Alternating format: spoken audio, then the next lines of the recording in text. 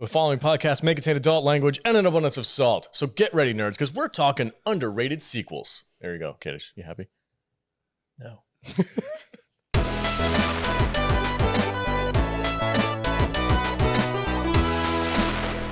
Welcome and thank you for joining us on the Salty Nerd Podcast. I'm your host, the Salty Nerd. In today's episode, we're going to be discussing awesomely bad sequels or sequels that are underrated because they're so freaking good. Kind of. And I'm joined, as always, by my fantastic panel of nerds, starting with the barbarian space Viking, Matt Vader. Hello, my friend. What's up, buddy? I'm good. How are you today? Good. I'm also joined by the ambassador of estrogen and firecracker herself, Jude. Hi. How are you? Good. How are you this morning? Good. Your hair is looking very Scarlet Witch. Oh, yeah? Oh, I'm digging it. you're welcome. And Quit flirting. last but I just complimented her hair. Ah, Last but not least, producer of the show, hardest working nerd on the planet, on Earthman Jack's planet, Matthew Kadish, Whatever planet I might happen to be the on. ghost planet. Yeah. Oh, well, thanks for having me on the show and somewhat respecting my opinion. Oh, for That's what we do. goodness sake. We respect each other's opinions. did I always respect your opinion? I swore at you last week. Yeah, I remember. I didn't. She's not going I to forget it. didn't. I didn't remember doing that. You swore at him? I did. Oh, he got very I got very animated upset. during the Boondock Saints. Oh, you Yeah. sure Debate, did. yeah. Yeah, but he was, yeah.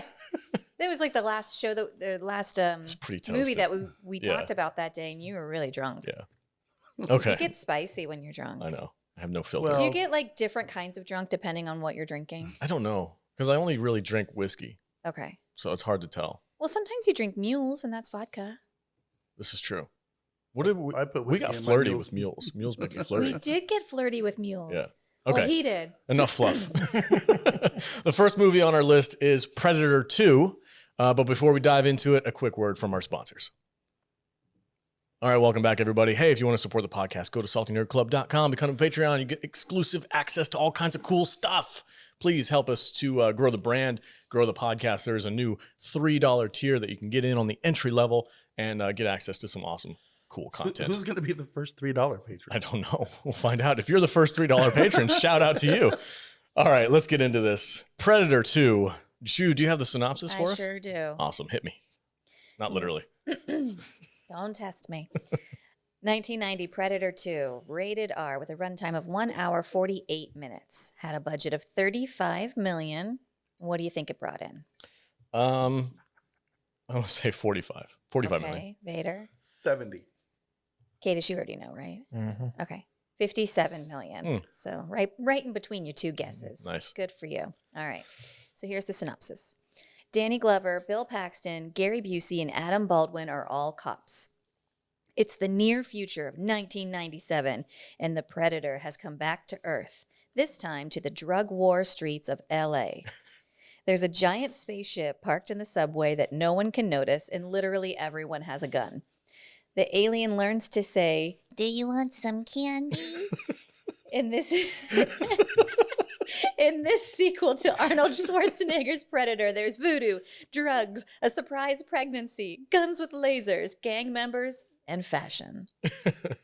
This movie is a goddamn masterpiece. It's Okay. great. It's fantastic. Oh my God, are you guys kidding? I could not ask for anything else. This is a mess. Jude was surprised at how much she liked this Oh movie. my I've God. never seen this before. Neither have I. And I mean, I've seen Predator before, and Yeah. then I've seen the remake, and that was a disaster. So I was really dreading watching this. And in fact, when you guys pitched this, I was like, "Meh."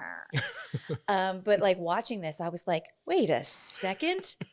Hold the phone. This is a delight. Everybody in this show deserves an Oscar, Oh, yeah. especially Maria Conchita Alonso.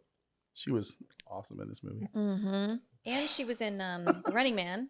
Yeah. Kicking her ass, man. They're kicking our ass, man. They're dying, man! And I love how, so like this was made in, this is technically an 80s movie because it was made in 89. It was released in 90, but everyone in 1997 is wearing these like zoot suit, like, you know, like early 90s kind of baggy sports coats and suits and stuff like that. Yeah, It's honestly, so ridiculous. as soon as they said it's 1997, it went completely out of my head. Like, it didn't matter. Yeah, it's kind of funny how like all the 80s movies, when they wanted to do a dystopian future, they said like it in 10 years. 1997. Yeah. So 10 years ahead. Yeah. Ooh. Ooh, things are gonna be so different, you guys. But I mean, Escape from New York, 1997. We watched a lot of movies that take place in 1997. And it's always LA and it's always a shithole. It's like, Well, they got that perfect. yeah, Have you been to LA lately? Nailed it. I've seen the videos. It's not good. Yeah, it's not great there. The most unrealistic part about this movie is the fact that, you know, LA doesn't have stringent gun control laws in 1997. I don't know. I don't know how I feel about this movie. When I was watching it, I kind of felt like it had a severe case of sequelitis. Like they went bigger and badder with everything, and they went so over the top with the characters and the Jamaican drug lords and just the shootouts and everybody in this movie. What was King Willie. King Willie. King Willie, man. Okay, Go see King but Willie. here's what I love about like so this is like exactly the genre that I like, awesomely bad. Mhm. Something that's ridiculous. And what I really appreciate in a movie that's like this level bad is that everything across the board is equally ridiculous. And like we've talked about it before, like I like to be able to invest in something. So I need to be able to trust what to expect. And with this, 100%. Like I knew everything was going to be absurd. Yeah. And I loved it. This was a B movie with a big budget. Yes. Yeah. Give me definitely. more of Yeah. that. Give me more Gary Busey. Absolutely. I need a Oh, shirt. Give me more. Give Okay. me more Gary Busey. I'm- Where I'm- are you, Gary Busey? I need more of you in my life. I didn't like it.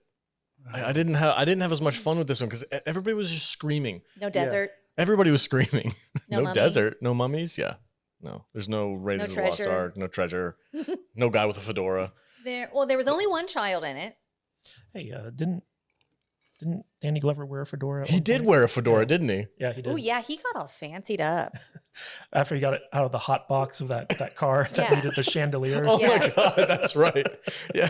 He's like, you guys, That car was straight out of Escape from New York. New York. Yeah, it was, huh? Yeah, there's a lot of Escape from New York kind of vibes to this movie. Well, you know, it's funny. So like, they wanted to bring back John McTiernan and Arnold Schwarzenegger for this movie because the first Predator classic. And John McTiernan had committed to doing The Hunt for Red October, and so he wasn't available to do the sequel to Predator.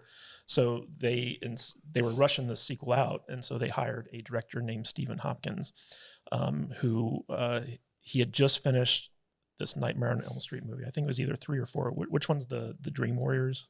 That's 3. That's 3. Okay, so he had just finished. No. Yes, I don't know. Well, he had just finished Nightmare on Elm Street, The Dream Warriors, the one with Patricia Arquette, where like the teens fight back against Freddy, and so he was kind of like a hot commodity at this point because you know the movie had done really well, and this was like his first big budget like action type movie, and he's one of those guys. He went on to do Lost in Space, the movie version, and a couple other kind of run of the mill action films, but he had basically. This film got the first NC-17 rating for gore and violence because like he just went full balls to the wall. Like I don't give a fuck, you know. Like I'm going to show the gore, The blood thing. and gore and intestines. That's the only thing I liked about this movie And the- was how hard they went.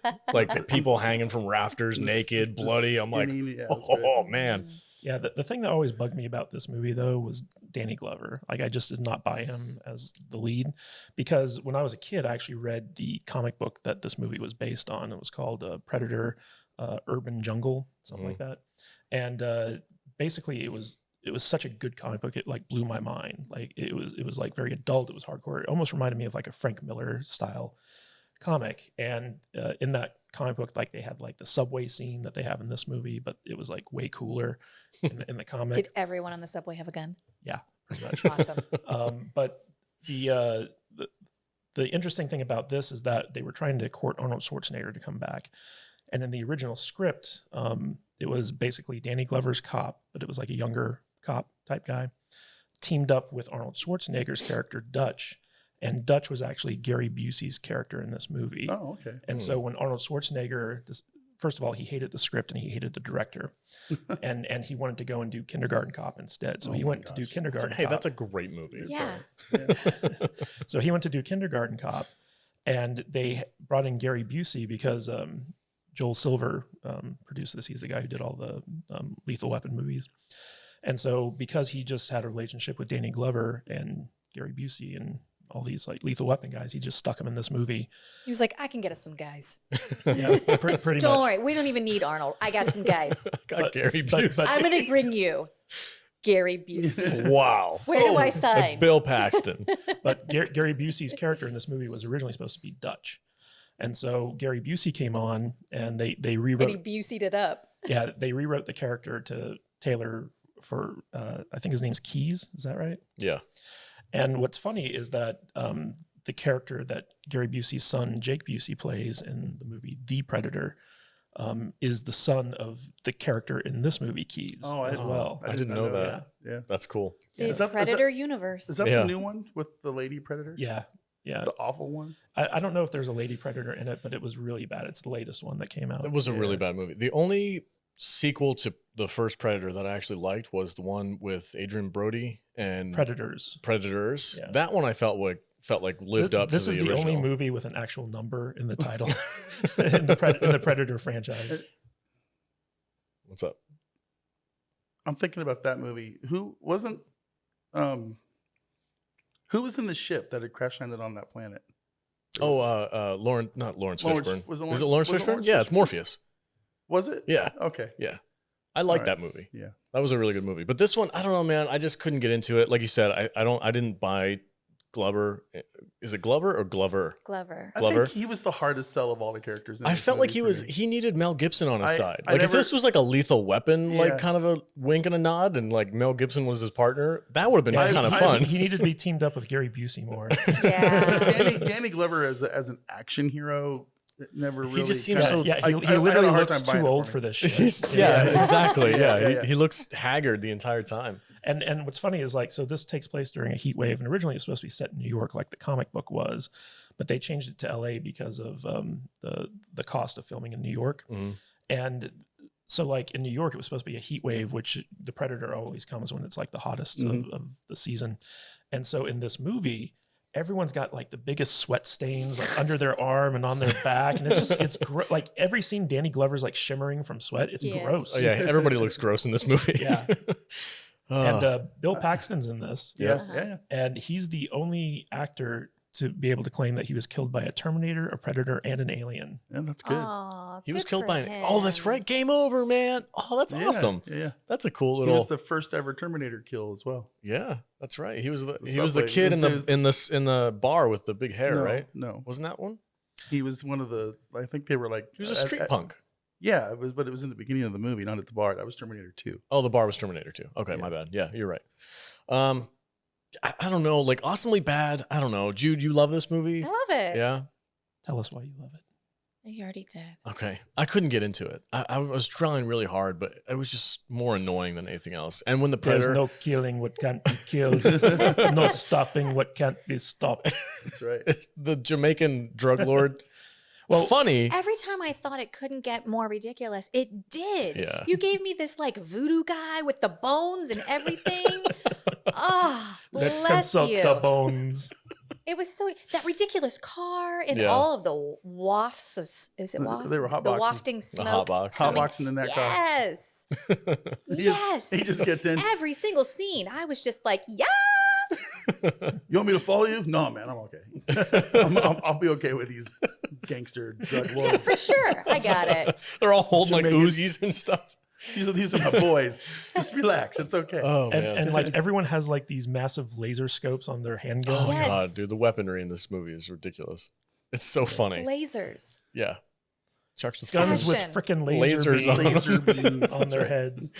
I mean, they rivaled the freaking Predator with his little laser beam thing. They were all like, You know what's funny though is like the whole Jamaican voodoo posse gangs, like they were actually like a real thing in New York City and Kansas City in the late 80s. And so like that was like the inspiration for this. Mm. It seems comical now, but like back then it was like an actual like legit thing because no one really understood what voodoo was or Yeah. like, you know, who Rastafarians were and stuff like that. it was all new and scary. Yeah, I think my favorite part of this movie, though, I was just going to ask. Is- Let's do favorite moments. is the end. Now, I don't mean that like because it's over. I mean because at the very end we get to go into the Predator ship. Mhm. We get to see the crew. We get to see 20 other Predators come out, and do the thing, and and the boss predator hands him the gun from 1716. Take it. Because he's So he got an honorable kill. Yeah. And it was awesome. I remember when this movie came out, I was like, holy shit, it's the Predator universe. We're gonna have 20 more movies. Do you remember like seeing the alien skull in the background? Yeah. And everyone was like, epic. Alien is in the Predator Yeah. universe. I was just going to ask you, was that something that they actually collaborated with Ridley Scott on? I believe that came from the comic book. Yeah, so like the comic book Alien versus Predator had come out and it was like super popular. And so when they were making this movie, Stan Winston's team, just as a joke, threw in like an alien skull. But then like once people saw that, they were like, oh, we need to do Alien versus Predator. Perfect. And because this movie was basically like a financial failure, the studio pivoted to, instead of doing like a Predator like franchise, they were going to pivot to a Aliens versus Predator thing. But there were all types of rights issues. Yeah. So it took them a really long time to get it You out. notice there was also, I believe, a dinosaur like T-Rex skull in there, and Was there? yeah, I think Oh, so. I didn't notice that. That's And, awesome. there's lots of cool little stuff in that trophy case. So did you know that the character that Danny Glover plays in this movie, in the comic book, it was Dutch's brother, who was a New York cop. And so when the brother was investigating these like murders by the Predator, he was also trying to figure out what happened to his brother. His brother had disappeared. How very next of kin with Patrick Swayze. Well, funny you should say that because originally Stephen Hopkins had cast Patrick Swayze in the role of Danny Glover. I love it. And Patrick Swayze got injured on the set of Roadhouse. Of course he did. And so It like was that douchebag that fought him on the beach. yeah. Oh, And so he I'm had glad he ripped that guy's throat out. and so Patrick Swayze had to drop out of this movie. Oh, That would've This been could have awesome. been so much that much. better. Yeah, okay. I would have mean, been on board. It was already great. But if you put Patrick Swayze in it, oh Dude. shit. Well, how good would it have been Patrick Swayze and Arnold Schwarzenegger? Oh my God. Oh, Oh my God. the potential. We never got that, did we? No. That would have been never awesome. did. God, that would have been so amazing. The only other person I could think maybe playing Danny Glover's role would maybe be Bruce Willis back then. Mm. That would have been kind of Straight off of Die Hard. Yeah. Yeah, I could see that too. What's also funny is that, so there's a really good documentary on the making of this movie. And at one point they're interviewing Gary Busey. And Gary Busey's going into like his character's backstory where he's talking about how like, he interviewed Dutch and Dutch had gotten like overexposed from radiation from the original explosion in the first movie. And so he was slowly dying and his character had to pull out all the information from him in this interrogation and like all this other stuff. And when fans watched this stuff, they took that as canon, as like, this is what really happened to Dutch. And then like you talk to the directors and the producers and they're like, we think Gary just made that up. It's like Gary created this very elaborate backstory for his character in his head. That's so Gary. And so he was like just sharing it in all these interviews and everyone's like, yeah, no, we never settled on that. That sounds good though. Yeah. It's a reasonable assumption. I also want to point out that while we were watching this, so there's a scene where a Colombian drug dealer who's a rival to the Jamaican drug gang is having sex in his penthouse apartment. Oh, that's an epic scene. Yeah, there's this woman riding on top of him, Yeah. and Jude had some very fascinating things to say about that scene. where she was like, "No one on top has ever been that into it as this woman." Dude, she was bouncing all. Facts. She was bouncing all over the place. Oh huh? my God. She was having the best time ever. It's like, that's not, girl, bring it down a notch. I could just see Stephen Hopkins there. It's just like, give me more. Give me more. Yeah, show me you're Bounce, into it. bounce More harder. intense. More intense. Yeah. Ride him harder. All right, so let's. We got Vader's favorite moment. Jude, do you have a favorite moment from this I movie? mean, it was definitely the bouncing on the dick moment because it was just so ridiculous. But I was still like, she loves that dick. That's your favorite moment? No, it's Okay. not. It's not. It is now. Vader's like, I gotta go rewatch this movie. I can see the thumbnail already. Oh God. Jude likes the dick, and it's a salty short coming to you soon. Gold. It's gonna get 10,000 views. I don't know if I could pick out one scene that was my favorite. I thoroughly was surprised and delighted that it was so ridiculous from start to finish. Like, it didn't drop the ball for me at all. It was just all equally across the board, absurd and ridiculous, and I loved it. Right on. My favorite moment was I guess it would be the assault on the meat factory where they were wearing like the clothes that would cloak them so the predator couldn't see them when they all went in there, and Cold suits or whatever. yeah, I think that was like the most Predator thing that happened in this movie, besides the hanging people from rafters and stuff. I really enjoyed that, and that was the only part that I kind of got sucked into. Like, oh man, what's gonna happen? The rest of it was just way over the top for me. I wonder if in the original script, the scene where Gary Busey gets cut in half, if that was Schwarzenegger, if that would have happened. Do you Well, one of the reasons Schwarzenegger hated the script is because his character, the Gary Busey character, was a bad guy. And so I'm guessing that was probably in the original draft and one of the reasons why Schwarzenegger didn't like it. Because he didn't want to die. You don't do Dutch like that. No. Absolutely not. Dutch deserves better. Kadish, your favorite moment from this movie? So I'd probably have to go with the opening action scene where basically the cops are just in open warfare with this like they're called the Scorpions. They're like this Puerto Rican gang or something like that. And you have Discount Danny Trejo leading the charge. You know, and it's funny because like he ends up on the roof and Danny Glover's like facing down with him, but the Predator's also there. And the Predator ends up like, you know, showing himself, and the guy like raises his guns to like shoot the Predator. And Danny Glover shoots him and he falls off the building and he lands on a picnic table in the parking lot. It doesn't break.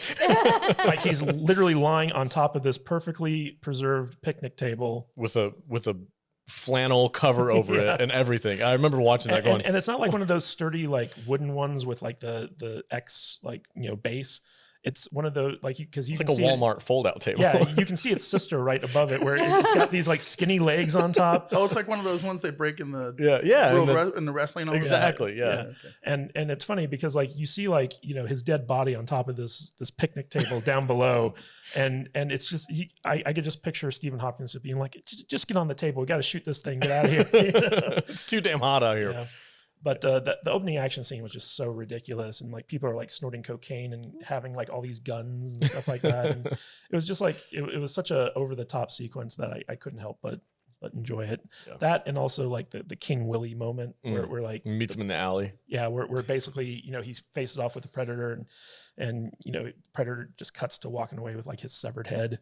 You know, because the King Willie character was such a over the top, interesting character for me. He had like a sword inside of his cane, right? And that's what he was fighting. Yeah, and his cane had like a white cobra head with like ruby eyes in it. And he kept like rolling bones to like read the future. Yeah. Great character. All right. Let's do final thoughts on Predator 2. Vader. You suggest that people go check this out? Well, yeah. Okay. Man, if you haven't seen this movie, get on it. This was the first time I've seen it. It's a classic right here, man. This is a great sequel to one of the best movies ever. Okay. I love Predator. You don't like Predator? I like the first one, and I like the this movie. Fourth one? This I don't know, movie whatever. is just, Third one. It's Third absurdly good. It's just fun. Okay. It's a great over the top bloody gun cocaine sniffing, you know, voodoo crime lord dudes. Gary Busey, dick riding, hot chicks. You know, it's everything you want in an action movie. Okay, it's what do you good. rate I love it? Fair enough. Oh, I don't know. 3.5. Okay. Yeah. Right on. Yeah. All right, Jude. I agree with everything Vader said, except that I'm going to give it 4 out of 5. Wow. Over exuberant dick rides. Yeah. Like anytime you have to pause your murder to go do more coke. Yeah. That was amazing. It was awesome. I loved it. Okay. Kadish. I think this movie kind of gets a bad rap. It's definitely a guilty pleasure because it's not a well-made movie. Like the script's a mess, but there's so much stuff in it that's like fun. Yeah. Just on a bad movie level, but also like as a Predator fan, like this is where it all started to come apart. And also as a fan of the comic book that was based on, like you can see like how they cherry pick good parts from the comic and put them in here and contrasted them with bad stuff that they just came up with on their own. But it's such a 90s, like this is like the epitome of a 90s movie, even though Mhm. technically it's an 80s movie. It was an 80s movie that came out in the 90s. And I feel like it kind of set the stage for what we could expect from other 90s movies. Like, you know, you look at Time Cop and you compare it to something like this. And, you know, like there's just so many similarities in how, Would have been a really fun time to be making movies. you know, For but all this craziness. What movie was it that they didn't actually have prop cocaine? It was like real cocaine. oh, was that that was The yeah. Crow. The Crow? Or Yeah. Street? Yeah, that's right. Yeah. Fire it up. Fire it up. I feel like that's what happened on this movie. It's quite possible, but this is definitely a guilty pleasure movie for me. I feel like it's very entertaining, even though it's not very good. So I definitely give it like 3 stars out of 5. It's a fun movie for me. Right on. Yeah, and I'm sorry not to interrupt you, but I just think that it kind of goes to show, like, even if you have a shitty movie, like, you could do a lot with 35 million. Especially in 1989. Yeah. Yeah, That's a big budget, though. Wow. that's 1989 millions. That's a lot. Okay, so for me, I would classify this as a guilty pleasure. Would I watch it again? Sure. Yeah, it's fun. It's stupid fun. But as far as like a movie goes and a sequel to one of the greatest sci-fi movies ever, it's got to be like a 2-star for me. 2-star movie, but guilty pleasure level. So I would suggest people go watch it just for the hell of it. But I can't say it's a good movie. I don't think it was a good movie at all. All right, that's our discussion for Predator 2. Stay tuned. We're going to jump into Another Wolfcop right after a word from our sponsors. Welcome back, everybody. Hey, if you want to support the podcast, go to saltynerdstore.com. There you can get some awesome merch that Matthew Cadish and myself have been hard at work making some designs. We've got Barbarian Space Viking. It's my shirt. You can't have one. But buy one anyway. You know, It's okay. Vader doesn't want you to buy it because he wants to be the only one who has it. my So shirt. please don't buy it. this is what don't it's like. buy the Barbarian Space Viking shirt at saltynerdstore.com. Help support the podcast, help us grow the brand, and support some awesome swag. All right, guys, let's get into. I know Jude's been looking forward to this for a very long time. Months. We're going to talk about the sequel to Wolfcop called Another Wolfcop. All right, Jude, hit us with the I'm synopsis. so excited. All right, 2017, Wolfcop 2, Another Wolfcop. It is unrated with a runtime of 1 hour, 19 minutes, had a budget of $1 million. What? How much? $1 million. That's it? Well, 3 million Canadian, right? Wait, is that legit? That's not the transfer. I don't know. I don't know. I don't know either. And continue. Just don't interrupt me from now on. Had a budget of $1 million. I didn't get any box office on this. I don't know if it made anything. I got a box office. Oh, you do? Yeah. Tell me what's up in your box. Well, why don't you guess? Guys, Ooh, I get to guess? Yes. You Okay. did guess. It's getting weird. very weird on that side of the table. Oh, it's fine when me and Vader do it. Yep. It's not okay when me and my own fiance do it. Yep. All right. Vader, do you want to guess what's in Matt's box? No, I do not. How much did No, the no, movie I wanna, make? wait, wait. I want to guess. Okay. Oh, okay. $1 million. Budget. I'm gonna say $2 million. I'm gonna say it made its money back. 1 million. I'm going to say it made $12. $7,285. I win. I win. That's Good so for you, sad. little film. But I mean, like that was just in theaters. Okay. It doesn't count DVDs or It's theatrical. probably already made its money Yeah. back. But I mean, you can't blame COVID on it because this came out a couple years ago. Okay, but anyway, in this sequel to Wolf Cop, Lou has embraced his new life and is a vigilante crime fighter by the light of the moon, constantly getting in the new police chief's way and stealing her donuts. Tina. The new Dark Star Brewery is opening up and bringing jobs to town. Everyone is slamming cold cocks of chicken milk beer in celebration. Unfortunately, the brewery is run by alien shifters. When Lou gets injured, his best friend Willie brings him to his sister to heal. She's a werecat. They do moon rock cocaine and have gratuitous were sex. When one of the deputies gets abducted by the evil alien shifters, the chief calls Lou in to infiltrate the hockey rink lair, where all the players have been replaced by robots and all the hockey fans have drank alien shifter embryos in the beer. Lou must get his team together to stop the shifter babies from killing everyone and taking over. He's got a moon rock, a scythe, a pair of ice skates, and his best friends, in only a few minutes because there's a bomb set to go off under the hockey rink. Slam a cold cock. Slam a cold cock. Chicken milk. I'm gonna slam it. A stout.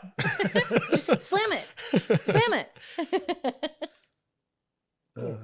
Kevin Smith is in this. Oh my He God, plays Kevin the Smith is in mayor. this movie. Well, of I course- didn't know that. Of course he is. That's It's what a I said. Canadian, I was like, like, I'm surprised he didn't make this movie.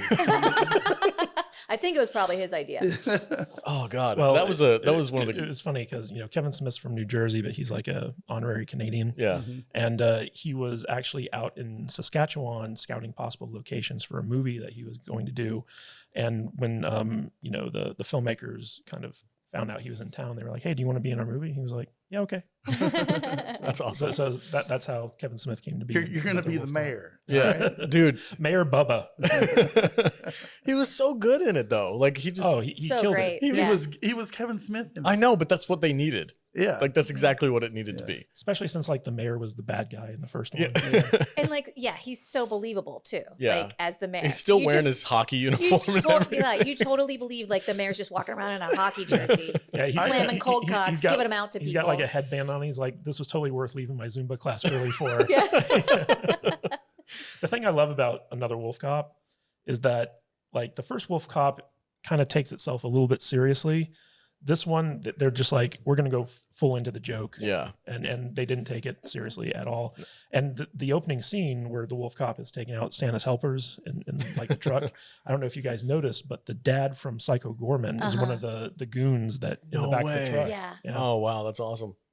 No, like I completely agree with you. The first movie took itself seriously, and I remember not liking that movie. Like it was funny and goofy, but I didn't really enjoy it. I think I compared it to picking up a cigarette off of a Walmart parking lot and smoking it.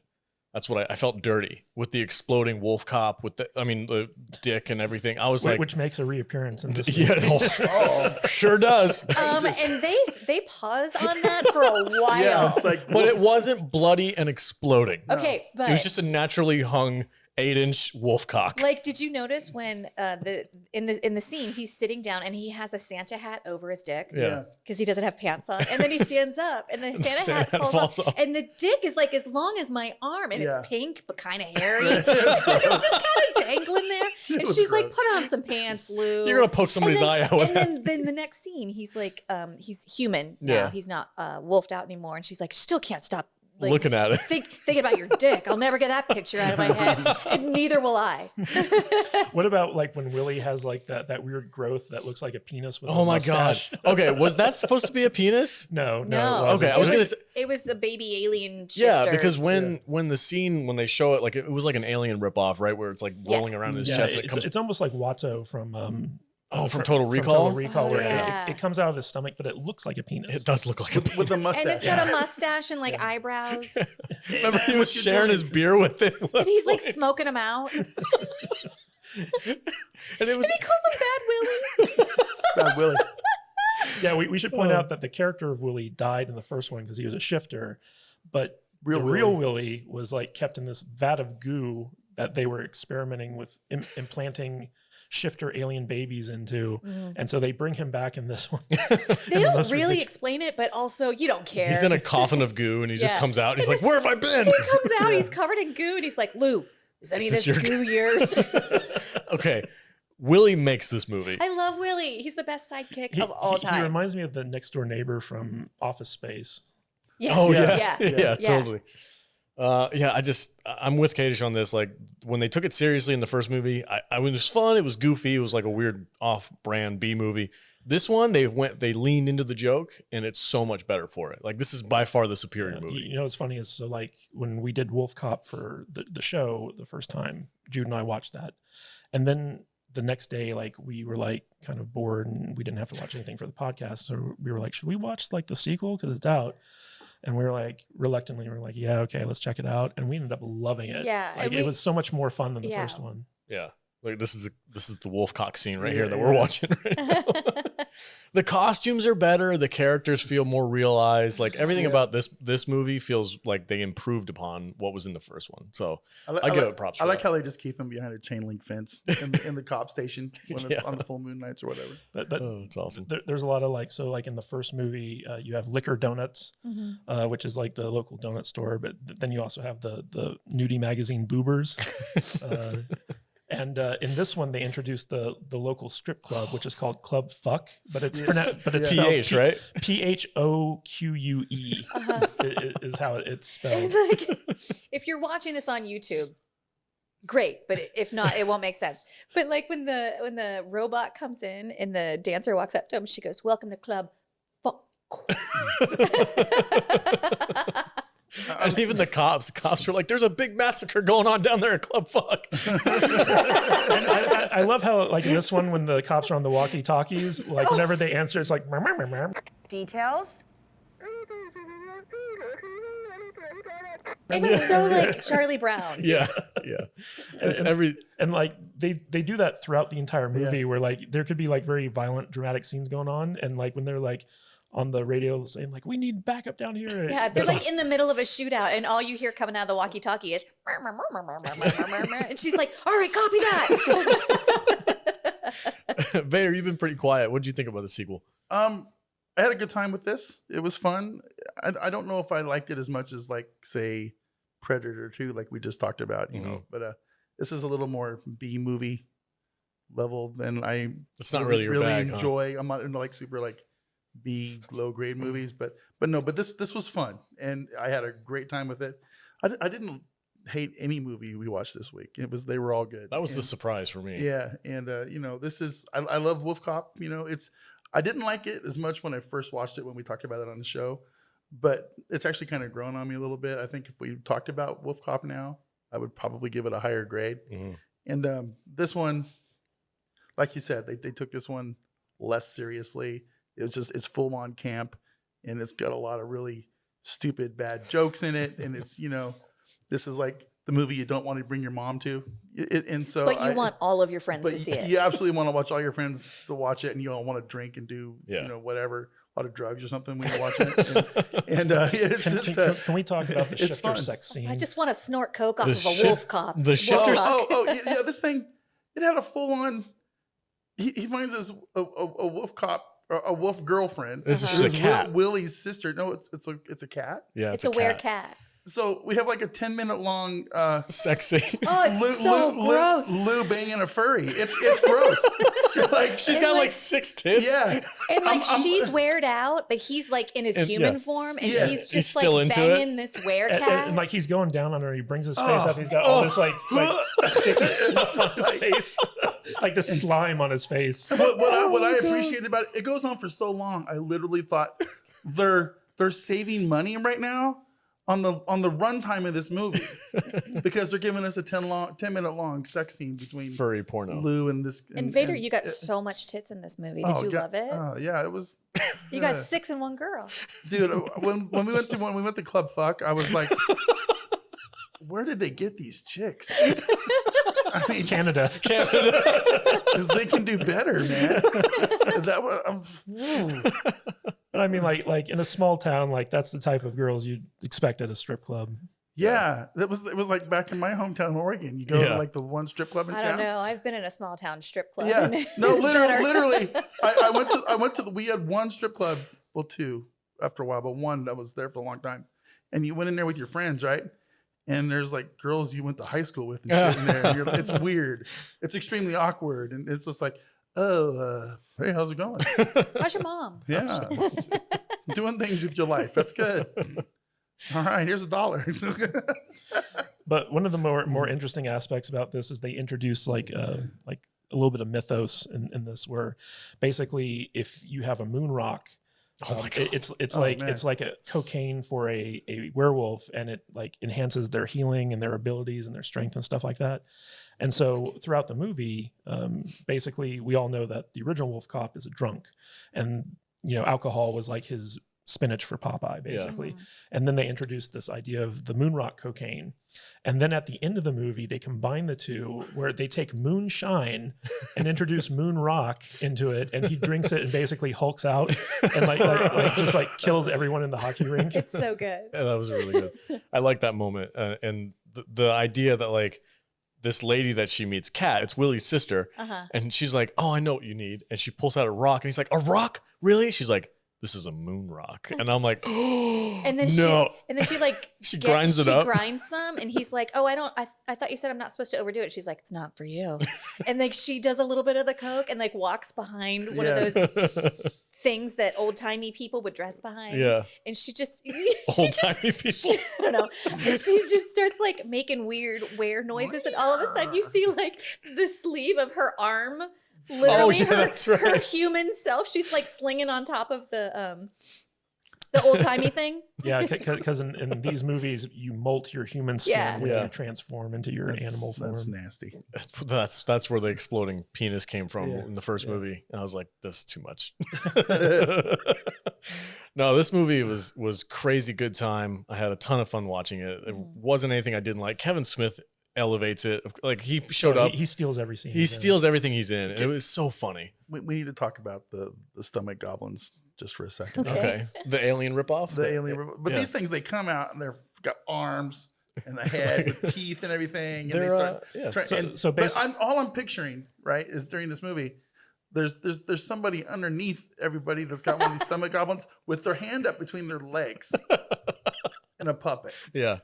So, it was funny. The storyline behind this is that we have a new villain, Sydney Swallows, and he basically is a evil space alien shapeshifter, just like the bad guys in the first one.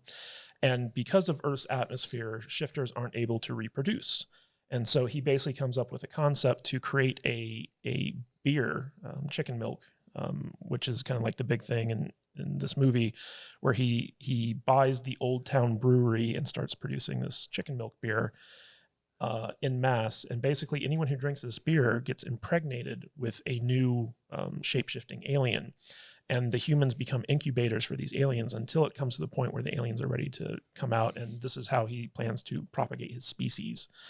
And Wolfcop is the only one who can really stop him from doing this. And so that's basically the premise of the movie. And so everyone the slogan for chicken milk beer is pound a cold cock. Yeah, slam a cold cock. Slam a cold cock. And so the entire movie, people are just drinking this beer and like they're arguing over like whether it's beer or stout or like whatever. And it's just like this funny gag. And then at the end of the movie, when everyone goes to the premiere hockey game, they start playing this music, which awakens the alien embryos that everyone's been drinking. And everyone in the hockey rink starts like giving birth to these shape-shifting aliens. Who was the organist? Organo. But the actor, he looked familiar. Yeah, I don't know. He did really look familiar. like, I don't know, like he used to be Alice Cooper in a former life or something. So his name is Gowan. He's a famous singer up in Canada. And he has a song on both soundtracks for the movies. So the original were Wolfcop and this one. And they just tapped him to play the evil organist Organo in this movie. He just reminded me of somebody that like maybe had like a little show on the Strip or something down here. Oh, okay. At one point. But he looks like Morrissey, I think. I don't know who that is. But what was I going to say? He looks like he used to be a magician, or maybe he still is, but he like used to get a bunch of tail back in the day. Well, I love how like when Willie goes into his little booth to stop him with his gun, he's like, "Why aren't you wearing pants?" And then they show again, he's just sitting there in his underwear. I was like, I can relate. Oh yeah, 100%. Don't want to wear pants. None of us are wearing pants today. All right. Let's do final thoughts and give this movie a grade. Vader, starting with you. Final thoughts? I don't really have any final thoughts. It's a fun movie, and if you like Wolfcop, you'll like this movie. Is this better or worse than Wolfcop? I think I like this a little better. Okay. Yeah, it's really over the top, cheesy. Oh yeah. Yeah, I mean it's just one of those. It's like we've been doing this whole show. It's a so bad it's good kind of thing going on. It's going to be one of those cult movies. I was going to say, do you think you're either going to love it or hate it? In like 10 years, you think this will be cult status? I hope so, yeah, because I don't will. think that people know about. I don't think enough people know about it, but Yeah. I want more people. Well, to know Kevin about Smith's in it, and Kevin Smith brings a huge audience. He'll give it a little bit of cred, So, and more people like us need to do more podcasts about the show. So And you know what's funny is that the sequel for this, basically, once the producers saw the audience reaction to the first one, they were like, we need to get a sequel to this in motion, like right away. And so they started work on the sequel immediately after the first movie was done, but they weren't able to get financing until like 2 years later. And so like it took them about 2 years to get this thing off the ground. I'd probably give this on the B-movie scale, probably 3 How stars. dare you? 3.5 stars. About the same as my last pick. Okay. So yeah, I mean, these aren't really my kind of movies, so I can't give them like 4 or 5s, but they're good times and they're fun. So, you know, yeah, 3.5. Jude, final Jude. thoughts? Give it a grade. This is a 5 out of 5 cold cocks for me. Wow. I love this movie. This is not the first time I've watched this movie. I tell as many people as possible to watch this movie. I want everyone to watch this movie. Like, you definitely watch the first one first so that you have an idea of like why. I think it's necessary. Yeah, but the second one, the sequel is better than the first one. It's so much fun. 5 out of 5. 5 out of 5. That's I amazing. love this movie. Right on. Kadish. All right. Before I get to my final verdict, I just want to bring attention to one scene that we kind of glossed over. In the very first Wolf Cop, when he goes full wolf and he takes on this drug gang, there's a scene where he literally rips the face off of a drug dealer. And it's like full skull, like the guy's running around screaming because his face got ripped off. And in this movie, at the very end, he's getting out of the hospital. He just got a face transplant, and as he's like leaving and like he's gonna like redo his life, and you know he learned from his mistakes because he's like horribly He's disfigured. all scarred up though. Like he starts walking to his car, and Wolf Cop immediately slams into him with his car, and his face comes off and like slams onto the windshield. And I just thought it was just like a really funny callback to the first movie. And this movie's kind of full of things like that, where it takes gags from the first movie and kind of expands upon them in a really creative way. And all the characters in this film are also like a joy to watch. Like Willie's like Willie is awesome. Yeah, like in the first one, Willie wants to like videotape Lou turning into a wolf. So he's like, all right, get naked. And he gets all naked down to his underwear, and he's like, take your gitch off. And it was just such a silly like thing that didn't really matter in the movie. But like in the second one, they're selling like Wolf Cop gitches, and everybody has a gitch, a pair of like men's underwear, and at the hockey rink, and they're all like swinging them around like you would a towel at a game. Yeah, and throwing them onto the rink. Yeah. But also like the guy who owns Liquor's Donuts, the old Asian dude. Oh yeah. And like, do you have the rights to all this merchandise? He's using Wolf Cop as his mascot. He's like selling Wolf Cop merchandise, and he's got like a mannequin out in front with like a bad wolf mask on, and just like little things like that are all throughout this movie, and it just makes it so enjoyable. I would definitely, I'm probably with Vader on this. I give it like 3 out of 5 furry sex scenes. But like Wolf Cop actually gets like a nemesis in this movie with like the mutant robot alien guy, and they kind of leave it open for another sequel, and there's just so much cool stuff in this film that I really enjoyed, and it is much better than the first one, I think, and it's definitely something that I feel like more people should watch. It's crazy how much better it is than the first one when they had the exact same budget. I think they just kind of realized what they were doing. Yeah. They kind of like, they were getting set up on the first one, and they had their idea and they had their jokes, but then this one they were like, no, we know what we're doing this time around. Let's make it go full tilt. And the entire cast that came back were kind of like, let's lean into this. Yes. Because like everyone who came back was just kind of like, okay, now we know what we're doing. Yeah. Yeah. Yeah. So this like, I never want them to change a single thing. Like if they make a third one, or if it gets like a big blockbuster budget, like don't change a thing. Bring back every single one of these people. Yep. Yeah, movies like this don't get big blockbuster budgets, but maybe J.J. Abrams will. Oh gosh, don't even say Don't that ruin name. it. Don't ruin it. No, but it's like with Kevin Smith on board now, I think they have a potential to go a little bit farther. Well, It's I just mean, such but they gold. killed him off. Yeah. Well, I'm Because they just only had saying, him like for like a day. I know, but just like him being like involved maybe in the writing process or even in the directing process, or just having him be able to promote the movie is going to bring a bigger They don't audience. show his dead body. He could have survived. He could have survived. I think he's still in there when it explodes, though. I don't know. I think that they need to bring in a new mayor in every movie. Oh, Yeah, that'd be fun. That'd be funny. Bring in Bill Burr as the new mayor. Just start swearing at everybody. Okay, so for me, final thoughts. Great movie, much more enjoyable than the first one. Although I do think you have to watch the first one before you watch this one. I'd probably give it 3.5, maybe 4. 4.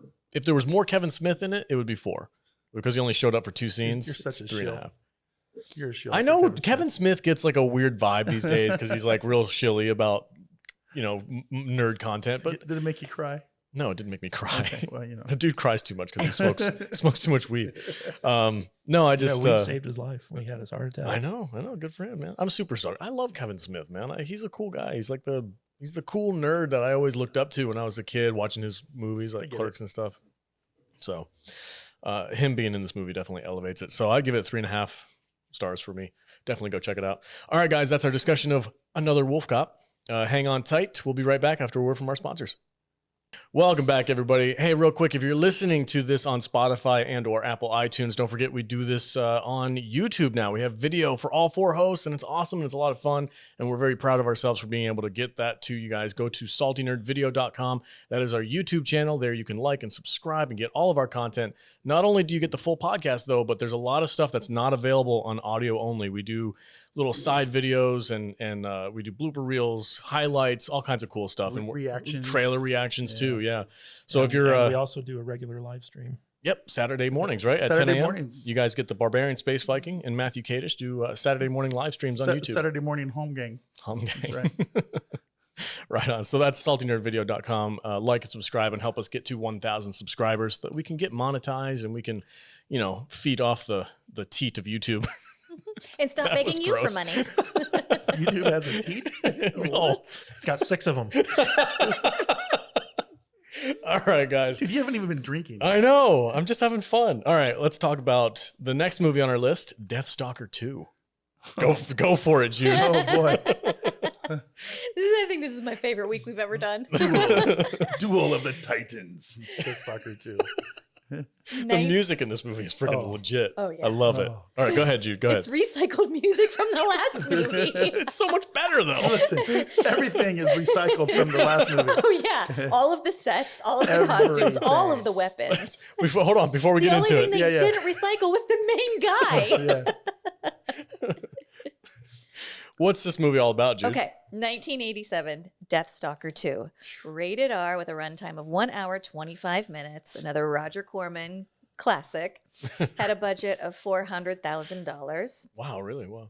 I couldn't find the what this brought in either. Could you? It doesn't matter. Every Roger Corman movie has made money. Well, yeah, because I know the first one, it had a $457,000 budget and it made like $11 million. I assume it's roughly the same for this. Yeah, it'd probably be in that 5 to 10 range. Okay, here's the synopsis. When your first name is Death and your last name is Stalker, what else can you be but a Death Stalker? In this sequel, Deathstalker finds himself on a new quest to save yet another princess. She's kind of a seer and extremely horny for Deathstalker. She really She's is. thirsty, isn't she? But he's only got eyes for bitches who don't talk so much. They have to fight their way to the castle where an evil wizard cast a spell making a succubus clone of the princess. She wears makeup and lingerie, but you wouldn't like her when she gets hungry. Along the perilous journey, everyone tries to either kill Deathstalker or get some of that Deathstalker dick. They have run-ins with the gorgeous Amazonian women of wrestling, a death squad, a demon sorceress, and ultimately... Gorgo. You're ruining my synopsis. I'm sorry. A demon sorceress and ultimately love when Deathstalker finally realizes Rena the Seer is actually kind of hot when she's not talking so much. Okay. So I just went through this whole movie going, I know. rape and tits. Rape and tits. We need more raping. Oh my god. This was There way was way less rape in way this one less than the rape in first this one. one. Yeah. Okay. So I didn't really like the first one. It was way ridiculous. This one did the same thing that like Wolf Cop 2 did. Make you appreciate it. It leaned into the joke so hard that it was amazing. Like in the first 10 minutes, Deathstalker, this like, he's now like Han Solo, basically. Yeah, he's like yeah. barbarian Han Solo. Yeah. He's, He walks he's in- the jock from Chopping Mall. One of the first lines he says, he's like, you know, normally I wouldn't mind watching a woman get beat when she deserved it. And I'm like, oh, that's this type of movie. Like this movie starts off with a titular line where like the evil sorceress, what's her name, Sultana. Yes. Sultana. Yeah. So Sultana is like, you know, get me that princess. And Deathstalker 2. And Deathstalker 2, and then it goes to like the title screen that says Deathstalker 2. Doom, doom, doom, doom, doom, doom, doom. Oh It's yeah, so the great, keyboard, dude. The keyboard music The was freaking great. synth music is amazing. They reused so much from the first movie, like that big orgy Oh, yeah. battle in the first movie. Yeah. You can see there are a couple of like outtakes of that in this. The mud wrestling thing, right? Yeah, Yeah. and other stuff like the pigmen. There's just boobs everywhere. Boobs everywhere. And not just boobs, like full frame, only thing in the camera, and she's just like, That's it. So good. So good. and they're 80s tits too, because they're Oh, yeah. pointing in It's different like- directions. It's like this. It's like they're naturals, man. Oh my God, dude. And Pig Dude is Oh, back. Pig Dude is back. Yeah. The mud wrestling's back. Yeah, man. Yeah, it's so good. Everything they Like all the sets are back. Like did you notice like It's the same exact castle, Oh, yeah. only we got to go to a new castle. Yeah. Well, didn't you say that the first Deathstalker it had a little bit bigger budget or something because Yeah. they had to make all the sets Yeah. that they used for all of these? They made like 12 movies or They something. saved with so these much sets, money right? making the yeah, sequel. so basically Roger Corman made a deal with a number of producers in Argentina and the Argentinian government to do like a slate of like 8 to 12 films Right. in the country for like tax breaks and stuff. And so he spent some money building up a bunch of sets that they would use in all like 8 to 12 movies. And this was actually the last movie that they shot under that Argentinian deal. And the director said that by the time they got to the sets, they were all like beat to shit and like crumbling and stuff like that. That like they really had to like, you know, kind of improvise with a lot of stuff because the sets were like on their last legs. But that they reused I mean, so so much many stuff. people have been raped and pillaged against those sets. Yeah. Is it any wonder? I had so much damn fun with this movie. It was a Yeah. blast. Yeah, it And was- I, you know, honestly, when I was watching it, I was like, why am I having so much fun with this? It shouldn't be this good. Like, I think this is probably the best one we did this week. It's so silly. It's so silly and over the top. And I was thinking about it, and I'm like, what other movie could I possibly compare this to let the listeners know what they're in for when they go to watch it? And I'm like, this is like it's Mel Brooks, oh, it's awful. Robin It's Hood, and the awful Men in good. Tights almost. Like, it's But almost way raunchier. There's way There's raunchier. at least 3 scenes in this movie between Deathstalker and the princess where their lines are so ridiculous Oh my God. Uh-huh. that they literally start laughing and they cut. Yes. Uh-huh. Yeah, you noticed and, that too? and they go to the next scene. Yeah. It's funny. It's just like, oh my God. Like They- she's constantly trying to bang this dude. Mhm. yeah. And he's constantly like, I don't know. You talk so much. I'm not into you. And like, there's a scene where he rescues her, and she's like, "How about now?" And he's like, "Now's not the time." And she's like, "Well, from the waist down, it kind of seems like it's the time." Oh my God, that's right. And yeah. then they both just start laughing. Remember when it fades to black and you still hear the audio and she goes, "Is that your sword or are you just happy to see me?" It's like, oh my God. This Rena, movie is- it's his sword. this He's not movie into you. It's so ridiculous, except he's into her when she's got big hair because the Yeah. clone that the. Yeah. As soon as she becomes a princess again. Yeah. And actually, the clone of her, I mean, it's played by her. Yeah. And like, he bangs that girl. Yeah. And it's funny because she walks in and she's all pissed off. And he's like, "Well, she looks like you." She's like, "Yeah, okay." Yeah. She's like, "How could you?" And he was like, "I must have been swayed by her good looks." And she's like, "Oh, stop." It's so ridiculous. Oh, and talk about gratuitous sex scenes. Like the Wolf Cop had like the furry sex scene. This was like straight up softcore porn. Oh, for sure. Boobs in the mouth, Oh, yeah. everything. Yeah. For Yeah. like He's sucking on that nipple like he's trying to get milk out of it. Yeah, it's like great. for like a solid 5 minutes. It was But ridiculous. that's like towards the end of the movie. You Yeah. guys, we go so They're traveling through the wilderness trying to get to the castle, right? Yeah, yeah. And they come upon the Amazonians. Okay, yeah, we have to talk about The that. gorgeous Amazonian We need women to- of wrestling. Yes. And that fight scene, the gauntlet or whatever they Yeah. call that, we have to talk about This that. was the moment where I felt like it went full Mel Brooks. Yeah. Because it's a barbarian movie. It's set Yeah. in like the far past where there's castles and pig people and all kinds of weird mythological stuff. You know, back when there were pig people. Back when they were Shut up, Jude. I'm with you. And like he gets captured by this smoking hot Amazonian chick, and she's got like this weird little like horse whip or whatever that she keeps playing with. And then she's like, "You're gonna wrestle our finest warrior." You're going to have a fight to the death. Yeah, and they walk in, and there's literally a ring, like WWE Oh, yeah. Boxing ring. boxing Yeah. ring already set up in the woods somewhere. And I'm like, what is It's going the on? Amazon. And then and he's like, I can take any woman 2 hands tied behind my back. This is a joke. And they're like, you're going to fight Gorgo. And it's some like hot chick. And he's like, I got this. And then the Gorgo walks in. She's like some 7 foot tall ginger. She was legit a Yeah. female wrestler. Oh she my was God. the gorgeous lady of wrestling. Yeah, from Glow.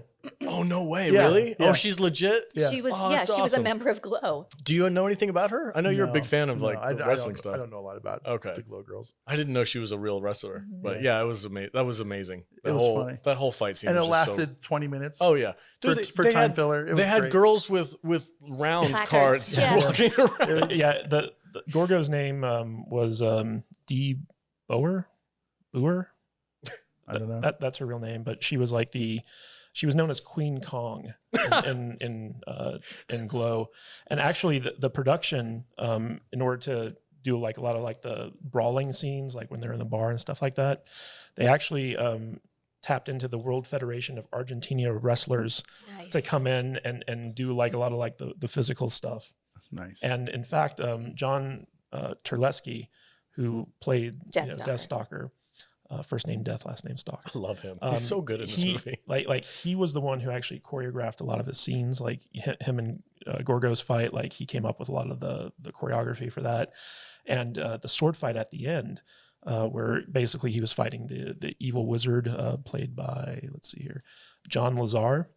Like if you watch that fight, like there are times where like Lazar swings at him and it like misses his head by like an inch just as he ducks. Yeah. And so like if you remember in the first Deathstalker, they couldn't afford prop swords, so they just got real swords. And so like they were actors fighting with real swords. And you're watching, the final fight, in this movie between Deathstalker and the evil wizard, and you're just like, they could have like killed each other going as hard as they were. That's one of my favorite things about this movie was the fight scenes. Like in the first Deathstalker, the fight scenes were just dumb. I mean, Yeah, they, Poorly choreographed. can one tell they- scene they kill a girl by stabbing her, and there's no knife. They just pretended to have a yeah, knife. that's in the first one. Yeah. Yeah, and this one, like, I felt like they upped their game as Yeah, far they as did. their. There was a little bit of choreography. in Yeah, some it of was these cool. fight scenes. Again, I'm going to compare it to Robin Hood and the Men in Tights. Like that sword fight scene at the end of that movie. Yeah. I feel like this is comparable to that. Like it was a lot of fun, goofy, over the top, but it was still fun to watch. I had a lot of fun with this movie. There was little stupid things in here, like this movie, like when they're driving down the road and they come to the crossroads, and there's the signpost. It's just like And, riddled. and it's just like Samaria, which is where Conan's from, you know, this way. And there's all those signs probably. Didn't they pointed to different- they name dropped Conan the Barbarian in this one, right? Did they? I don't. I think I they didn't did. catch that. They did, where she was trying to tell him that he'd be more famous than Conan if he did this quest, and he was like, "Oh, okay, I'm down with that." And and just silly things like the one-eyed guy who was, stalking Deathstalker, and He has like a this- regular eye under his patch. and he has this gang of cutthroats and thieves that he introduces. They spend like a good 10 minutes introducing them, and then they're in the movie for like 2 minutes. But their And, names, and the last shooting one is a bows. midget. Yeah. Oh yeah. It's like- but their names are all like these awesome. Like this is like freaking Gorgo, or not Gorgo, but whatever, of such and such, who is famed for strangling his victims. Or entire whatever. village with one arm behind his back. The Mad Russian. Yeah. And then it gets to the very end, and it's just like this dwarf who's like drinking beer. He blows up. Yeah, he does. There was a scene He where explodes. they're chasing down Deathstalker and they're shooting bow and arrows with like little cannonballs on them, and they blow up in these huge pyrotechnic, like they must have spent all their budget on that. and the dwarf is the only one left that's not dead, and he shoots it, and Deathstalker like throws it back at him, and it blows up, and then the next scene is just a pair of little shoes with smoke coming out of them, and I'm like, oh my god, this movie is fantastic. Did you notice the thing that gets me about this movie is just like the ridiculousness of like this troop of assassins starts off at the castle, and like the wizard sends them out, and you got to hunt down Deathstalker on his way to the castle. So then they get to Deathstalker like immediately, and then they come back to the castle and report, and they keep doing this back and forth thing. Meanwhile, Deathstalker's just been on his way to the castle this entire time. Like these guys have gone back and forth like 7 times. It's a shorter trip every time. You guys, And what's funny is like a lot of these sets, like, so do you guys remember the witch's hut in the first one? Yes. Where he goes and basically that general steals like the magic thing from the witch. That's the hut that this Deathstalker and the princess hide out in this movie. It's just like they don't explain where it is or who created it or anything like that. It's just there. And they don't have to. they don't have to. It doesn't matter. But it's kind of funny because like every Deathstalker movie has a different actor playing Deathstalker in it. It's almost like a James Bond type thing where they just replace the main character with a different actor. And depending on the actor, the character of Deathstalker is different. So like the first one, he was much more Conan, you know. He's very rapey. Yeah. And in this one, like he's more like Han Solo-ish. He's very charismatic in this. Yes. He's awesome. He's so much fun. It's got his feathered hair. Yep. And the interesting thing about these movies is that there's very little continuity between them. Like I was pointing out to Jude, in the first movie, he had this magic sword where whenever he had the sword in his possession, he couldn't be killed. Right. And he spent the entire movie trying to track down these 3 different magical relics. And in this movie, he's wielding the exact same prop sword that he had in the first one, which is the magic sword. But they never mention like, you know, like No its magic. magic Don't powers worry, or I anything can't be like killed. There was one scene that really made me laugh was the bad guy in this movie is legit like fun villain. Oh yeah. He's awesome. Uh-huh. He's so like snarky and like over arrogant. I love it. I think he nailed the part. But there was a scene where he was talking to the guy with the eye patch over like the magical mirror through the pond thing. And he got pissed off because he couldn't stop Deathstalker, so he stabbed his sword into the pot that he was looking into, and then the sword came out of the pond that the other guy was looking into and stabbed him in the neck and killed him. Nice. And I'm like, this is just gold. It's just so good. So good. And then they had like that whole scene where Deathstalker fights an army of zombies. Oh god. Oh yeah, I forgot about the zombies. In the $2 cemetery. Amazing. That was great. It was like And then at one point, Deathstalker kills the sorcerer, demon princess, sorceress lady. Oh yeah. And then the evil sorcerer is just like, nah, I'm just gonna bring her back, no problem. And then they bring her back. Through rape. And yeah, immediately there's like a strobe light going, and they're just like, they're just like all over her boobs. Strobe light boobs. Yeah. There's like that happens. strobe light and just like groping boobs. Yep. And she's just like writhing and coming back to life. So good. And then they show her again, like later on, she like comes and surprises Deathstalker, and he's like, "Hey, didn't I kill you?" It just does. I can't talk. I know there are no words. There are no there words. really isn't. It's so good. Yeah, It's just so good. It lives. It's so much better than the first one. the script must have been 4 pages long. Oh, well, let's talk about the script for a second. you have information on the script? I do, yes. Oh my god, this is gonna be amazing. So the guy who directed this film, his name's Jim Wynorski, and he was one of Roger Corman's go-to directors. He directed like upwards of 150 films for Roger Corman, and like he was doing like 3 to 5 films a year as a director, which is like crazy. But Jude, do you recognize the name Jim Wynorski? I don't. So he was the director and writer of Chopping Mall. Oh, there we go. And so Love that movie. the guy who starred in this movie Was the gum chewing jock from Chopping Mall. John Terlesky was in Chopping Mall. And so Wynorski, when he got hired to come in and do this movie, he basically brought in that guy because he was friends with him from Chopping Mall. But oddly enough, so the character who played Sultana, Tony Naples, she was Jim Wynorski's ex-girlfriend. And at the time, Monique Gabrielle, who plays Rena the Seer and the princess, she was his current girlfriend. So he just cast these two girls that he was sleeping with in the movie. Nice. That's dangerous. I don't think It he was cared. the 80s. Yeah, they didn't seem to mind. So like basically like he came in and the original script was much more of a Conan ripoff. And he was reading the script and he was like, man, this is terrible. I could do better than this. And so him and Terlesky basically got together, and every night they would write out the scenes for the next day. And then they would just show up on set and like do those scenes that they wrote. So they kind of wrote the movie as they went along. They'd be like, oh, it'd be cool if we had like a zombie apocalypse right here and stuff like that. And so like this movie I was, really want to showcase my zombie fighting skills. yeah. Can we write a scene for that? So this movie was basically written by John Terlesky and Jim Wynorski. That's amazing. The duo behind the classic Chopping Mall. So it's no wonder why you like this movie Yeah. so much, Uh-huh. because Chopping Mall is one of your faves. All right, so let's do final thoughts. Jude, final thoughts on Deathstalker 2. Oh gosh, how do I sum it up in some final thoughts? 5 out of 5? No, I actually this is like a 4 out of 5 for me. Okay. Like it's glorious and I love it, but it's not in the neck of the woods that Wolfcop is for me. Okay. But I love it, and I just think it's so campy. This is just like, I don't know if anybody who listens remembers this, but like, you know, there used to be like back in the, I want to say it was like it had to have been the 90s. There was this like USA Up All Night with Rhonda Shear, and I was obsessed with her. I wanted to be Rhonda Shear. And she was just this like sexy woman in lingerie, and she would host these late night movies. And every weekend I would try and stay up as late as I could so I can watch these campy, cheesy movies. And this is exactly like something that they would play during USA Up All Night. And it's, for me, this is just like a staple of like things that I would watch when I was growing up. You know, it's probably like a, I don't know, a teenager or a 13-year-old girl or something. And Wow. this is one of the movies that made Jude.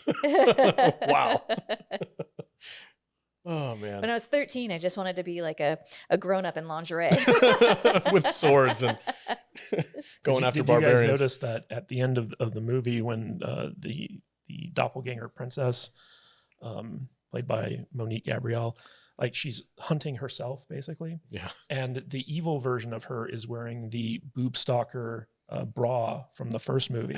You remember where He recycled everything. It's just the pasties. yeah, from yeah, that- it's basically just like dental floss with like little pasties on Yeah. it.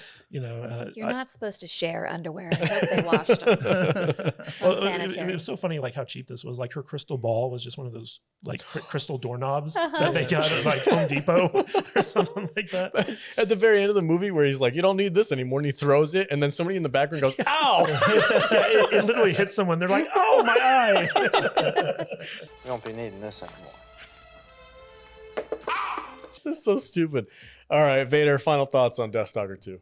Oh, God, I can't even talk about this movie, dude. It's so bad, but it's so good at the same time. Yeah. It's just fun. It's a cheap barbarian boob-filled rapey jaunt through fun. You know, I don't It's know a whether- rapey little John. Yes, there's really not that much rape in it. Can you imagine that being on the Sometimes- VHS Yeah. cover? It's a not, rapey. not as rapey. That's going on Instagram. Not as rapey as Beastalker or Deathstalker 1. Yeah, there we go. Sometimes I think you guys only have me on this show so that you can make fun of rape so much. If there's like a girl laughing Present, too. then Yeah. We're safe. Rape and midgets. Yes. So this is a solid 4. I love this movie. So it's good. Boobs, rape, and midgets. And I'm under The 5. trifecta. 2 thumbs up. I'm under 5 foot, so Vader can say that. Made me cry. That's the title of the show. Boobs, rape, and midgets. Covering all the bases. Kadish, final thoughts. So yeah, like this isn't a good movie, but it is a fun movie. Especially like if you're in on the joke, like if you've seen the first one and you kind of know this is just an exploitation film, but it's one that knows what it is. Yeah, and- you don't go into these thinking you're gonna have a good movie in front of you. Yeah, and the acting from the princess girl is so bad. Like there were times where I turned to Jude because she did a lot of eye acting in this movie, where like she would use her eyes, and she was just so bad. She was so terrible. I think she was a Playboy playmate or something like that. Oh, she went on to do a lot of Penthouse almost After Dark. porn? Yeah. yeah. But you know what's funny is that, so like there's a scene where she like eats like a sacrificial guy that they bring into her, like the two pig barbarians. Oh bring yeah, into that's her. right. Yeah. And if you notice that the actor who was that guy was the same one that the wizard in the first one was like carving pieces off and giving to that monster in his box. Really? that never played a role in the movie. But it was the same it was the same extra. He was probably a part of the crew. Yeah. The ca- poor sacrifice guy. He's a catering table guy or something. Yeah. Oh man. Yeah, but this movie, like if I were to watch it alone, I probably wouldn't enjoy it all that much. But because like I watched it with Jude and we were kind of like making comments throughout it and laughing at like how ridiculous it was, it's a fun movie to watch if you're like drinking and like you're with friends and stuff like that. So I definitely give it like, you know, I guess, I don't know, 3 boobs, rapes, and midgets out of 5. Yeah. All right. Yeah, I would say if you're gonna watch this movie, go in knowing that you're getting something of like a poor man's Mel Brooks. Yeah, don't expect it to make sense. No, it's just a goofy, fun time. Watch it with some friends while you're drinking. Have a good laugh about it. If you like Chopping Mall, then you'll like this And movie. I do. Yeah. So I'd probably give it like on the entertainment level, just like a solid 3. Good strong 3, just for having fun and being goofy. If you're looking for that kind of movie. Yeah. Okay. That's it. That's our discussion for Deathstalker 2. Thanks for joining us, everybody. Don't forget to like and subscribe. you know what to do. It's on YouTube. And if you're listening to this podcast on Apple or Spotify or wherever you listen to your podcast, don't forget to leave us a 5-star review. We'd really appreciate it. And leave your comments, your likes, all that stuff down below. If you're watching on YouTube, Hit that hit thumbs the up button. thumbs up button. Comment is a big thing now, I guess, with the algorithm. So make sure you comment. Let us know what you think of these movies. We'd love to hear from you. And before we get out of here, where can we find everybody on the socials, starting with the Barbarian Space Viking? Starting with me? Oh boy. Yeah, you can find me at Matt Vader 74 on Twitter, YouTube, and Instagram. That's me. Right on. Jude, where can they find you at? You can find me at I am Jude Juju on Instagram and Twitter and on TikTok. Right on. Yeah, that's right. We both have TikToks now. All right. And last but not least, Matthew Kadish, where can they find you at? You can find me at Matthew Kadish, Kadish on Twitter, and kadishbooks.com if you want to check out my Amazon page. All right. And I'm your host, the Salty Nerd. You can catch me on Twitter at salty_nerd and hang out and talk about movies. Thanks for joining us. Stay salty, my friends.